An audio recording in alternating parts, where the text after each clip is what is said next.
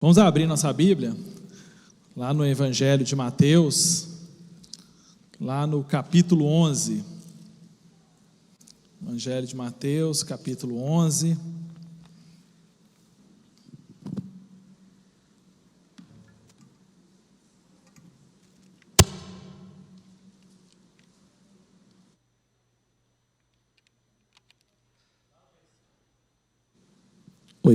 Lá no versículo 28, vai falar assim: Vinde a mim, todos os que estáis cansados e sobrecarregados, e eu vos aliviarei. Tomai sobre vós o meu jugo, e aprendei de mim, pois sou eu manso e humilde de coração, e achareis descanso para a vossa alma, porque o meu jugo é suave, e o meu fardo é leve. Vamos orar? Senhor, louvamos e te exaltamos, Senhor, porque o Senhor é maravilhoso. Te agradecemos, Senhor, por essa oportunidade de estarmos aqui cultuando ao Senhor. Que a Tua palavra agora, nesse momento, Senhor, venha falar ao nosso coração. Que o Senhor me use nesse momento, Senhor, para trazer aquela palavra que o Senhor quer de encontro ao coração de cada irmão meu. É o que eu te peço em nome de Jesus. Amém. Essa passagem bíblica é uma passagem muito conhecida, essa declaração de Jesus. Jesus,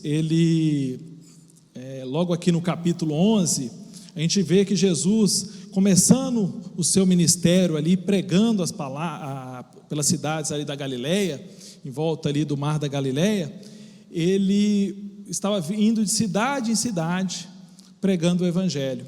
E quando ele chega nesse momento aqui dessa passagem, a Bíblia não vai nos relatar assim exatamente aonde eles estavam, quem eram os ouvintes, se eram só os discípulos, se era uma quantidade de pessoas maior, mas eu acredito que era um grupo grande ali ouvindo a Jesus. E eu gosto assim de imaginar como que era esse momento, né? É interessante a gente refletir sobre isso. E eu imagino que Jesus estava falando para aquelas pessoas, e com certeza, né, como nos dias de hoje, há 2000 anos atrás, deviam ter muitas pessoas ali também com muitos problemas, muitas dificuldades, pessoas que estavam com a alma cansada, né? Um cansaço que a gente sabe que não é fácil de resolver, não é igual o cansaço físico, pessoas que deveriam estar passando por problemas financeiros. A gente acha que o momento de hoje é muito difícil, mas há 2000 anos atrás, ali naquela região da Galileia, também era muito difícil. Hoje a gente ouve falar que tinha 12%, nós temos no Brasil 12% de desempregados. Talvez ali na Galileia não tinha 12% de empregados. Um país que passou por várias guerras, né? Vivendo sobre um domínio de um povo estrangeiro, as pessoas trabalhavam ali praticamente só para comer e ainda tinham que pagar impostos por isso. Então, eu imagino que Jesus traz essa mensagem para aquelas pessoas, porque Ele deve ter observado no rosto de cada uma delas, e sabendo, como Jesus conhecia cada um, do peso que aquelas pessoas estavam carregando. E Ele começa, né, chamando, fazendo esse convite: vinde a mim, todos vocês que estão cansados e sobrecarregados, e eu vos aliviarei. Eu imagino que aquelas pessoas ali, que estavam passando por algum momento difícil, as lágrimas nos olhos ali devem ter até escorrido por ouvir essas palavras. E Jesus continua, e Ele vai falar: tomai sobre vós o meu jugo, e aprendei mais de mim. E quando a gente trata esse assunto do jugo, né, eu imagino que aquelas pessoas ali olharam e viram assim: tomai sobre nós o jugo dele. Mas o jugo é usado no animal para carregar peso, né? Aquelas pessoas estavam bem familiarizadas com isso. Não nos dias de hoje a gente não vê animal, né, sendo usado para transportar, para carregar, para arar a terra. E, às vezes o animal era usado, né, para fazer força ali, para fazer farinha, fazer azeite de oliva. A gente não está familiarizado com isso, apesar de conhecer bem a Bíblia e saber o que é o jugo, né? O jugo é aquela coisa que coloca no animal para que ela faça força. E eu vou te falar que quando eu vejo isso aqui, às vezes eu me intriga, porque Jesus, ao mesmo tempo que ele fala que ele vai me aliviar, ele fala que ele vai colocar sobre mim um jugo, e um jugo do animal. Por que Jesus está trazendo essa mensagem tão branda, mas ao mesmo tempo assim, ele está falando para mim que eu tenho que carregar um peso? Eu imagino aquelas pessoas trazendo à mente aquela mensagem, e é importante isso a gente pensar, porque toda passagem bíblica que a gente vê uma explanação de Jesus, Jesus sempre faz com que nós vamos um pouco além, que nós refletimos sobre as palavras dele. Não é que o discurso de Jesus seja difícil, mas ele quer que a gente pense. E quando ele trouxe essa mensagem, eu tenho certeza que tanto para aquele povo quanto para nós, ela tem um sentido mais profundo. Ele tem um sentido mais, vamos dizer assim, não tão raso como somente uma mão ajudar, mas mais do que isso, uma vida, um estilo de vida, uma forma de viver. E Jesus, ele queria transmitir isso aí. E é isso que eu quero falar com vocês essa noite. O tema da minha mensagem é a rendição espiritual. Jesus queria muito mais do que trazer uma mensagem de conforto. Claro que ele queria confortar aquelas pessoas. Ela queria que essas pessoas entendessem que caminhar com Jesus é muito além da primeira palavra dele, né? Da primeira promessa dele. Ele queria muito mais, ele queria que aquelas pessoas entendessem que a vida com Jesus, ela depende de uma rendição, de um caminho, de você caminhar uma milha a mais, de você estar pronto ali para receber esse jugo. E eu vejo isso, e eu quero trazer 3 aspectos desse jugo que Jesus estava falando. Por que ele falou disso? O primeiro aspecto, razão que Jesus disse, o que disse, é que o nosso pescoço tem um encaixe certo para esse jugo. O nosso pescoço, ele foi projetado para esse jugo que Jesus estava indicando para aquelas pessoas. O jugo de Jesus, ele tem um encaixe certo para nós. Por que que o encaixe, por que que o jugo de Jesus, ele tem um encaixe certo para o nosso pescoço? Primeiro, eu posso citar Gênesis, né?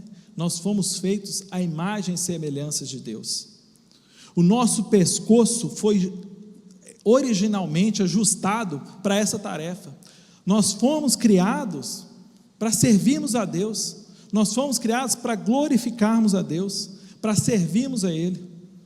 Eu acho estranho, assim, claro que vendo de dentro da igreja, sendo um cristão, as pessoas às vezes relatando, às vezes a dificuldade de ser um cristão. Mas ser cristão é difícil. A gente devia dizer o contrário, ser não cristão que é difícil, porque eu estou fazendo a vontade do meu Criador. A razão desse jugo ser tão difícil é porque nós vivemos em pecado. Eu não quero ceder a esse jugo, porque eu não quero ceder também a essa disciplina. Eu gosto de um versículo que tem lá em Gálatas 5:1, que Paulo fala assim: para a liberdade foi Cristo que nos libertou, permaneceis pois firmes, e não vos submetais de novo ao jugo da escravidão. Quando a gente decide a não se submeter a esse jugo, a gente serve o jugo da escravidão, a escravidão do pecado, a escravidão que não é conforme a nossa vida. Por isso que às vezes nós vivemos tão sobrecarregados, porque a gente não consegue às vezes entender o que é o jugo de Jesus. Tem um texto que eu até deixei ali para que vocês acompanhem comigo, que é do Eugene Peterson, que ele fala sobre isso, sobre como é fácil ser cristão. Projeta aí para a gente aí, Laura. Eu vou ler, vocês leem lá, vou ler aqui, porque se eu for ler lá eu vou me perder. Existe a suposição geral prevalecente no mundo de que é extremamente difícil ser cristão. É verdade que muitos não se desqualificam, contudo, eles modificam as asseverações que fazem e chamam-se cristãos comuns. Respeitam a igreja, cultuam com regularidade, tentam viver em decência, mas também se dão margem um tanto quanto generosa para permitir as tentações e as pressões que o mundo impõe sobre elas. Para realmente estar no caminho da fé, tome com absoluta seriedade tudo o que a Bíblia diz. Bem, isso requer uma predisposição às severidades sagradas inomináveis, que eles têm certo que não podem administrar. Mas isso está tão longe da verdade quanto o leste do oeste. A coisa mais fácil do mundo é ser cristão. O que é difícil é ser pecador. Fomos criados para ser cristãos. A vida de fé tem o apoio de uma criação inteira e os recursos de uma redenção magnífica.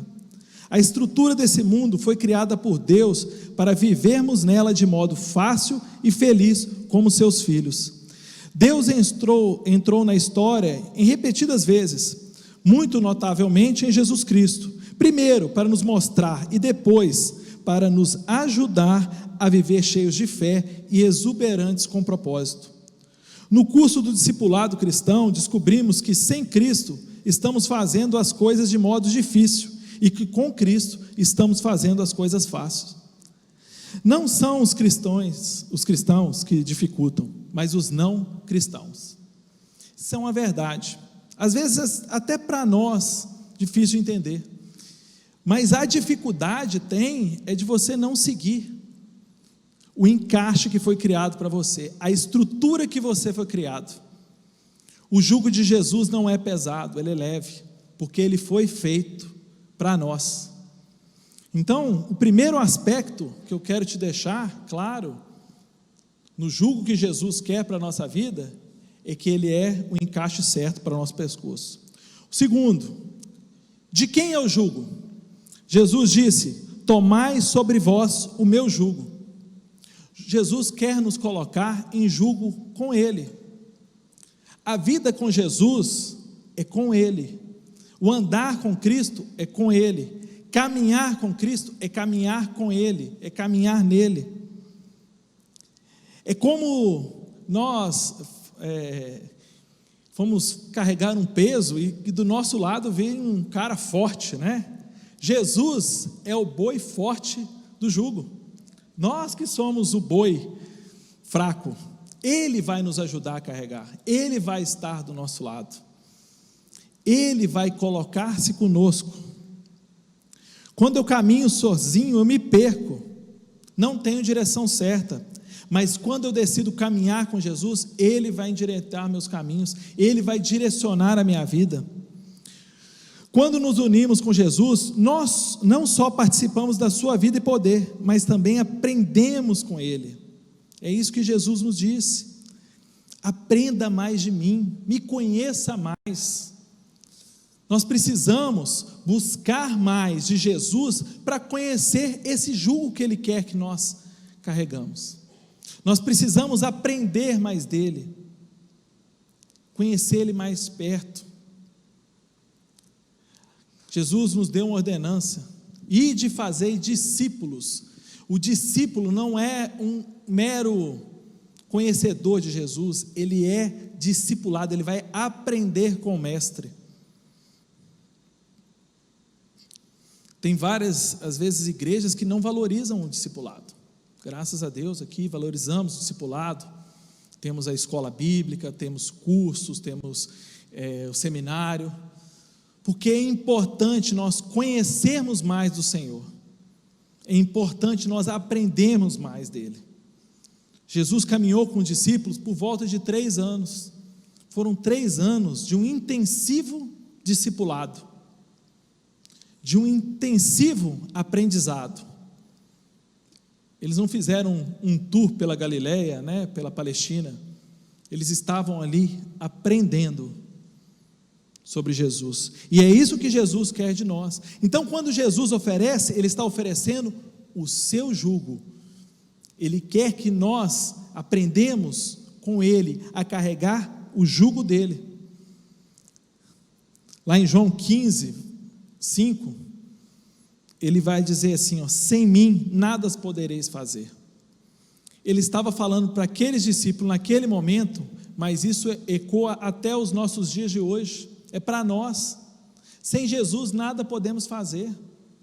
Como eu li aqui, é fácil, mas nós precisamos aprender a caminhar com Jesus cada vez mais.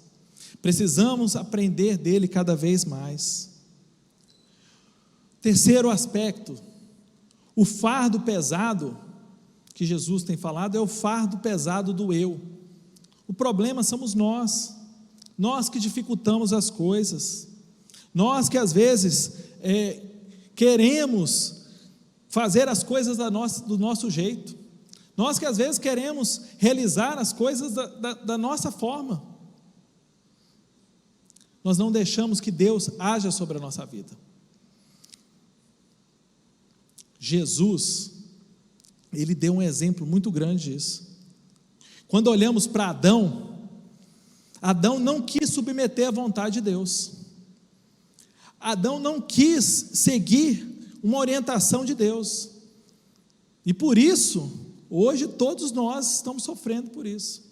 Mas Jesus, é interessante que Jesus, em um jardim, no jardim de Getsêmani, Jesus decidiu que mesmo que ele não quisesse, ele ia submeter à vontade de Deus.